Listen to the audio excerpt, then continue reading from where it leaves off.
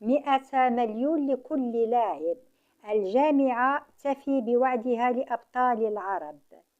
إذن قامت الجامعة الملكية المغربية لكرة القدم هذا الأسبوع بصرف منحة مالية بقيمة 200 مليون سنتيم لكل لاعب من لاعبي المنتخب الوطني الرديف، وذلك عقب تتويجهم بلقب كأس العرب.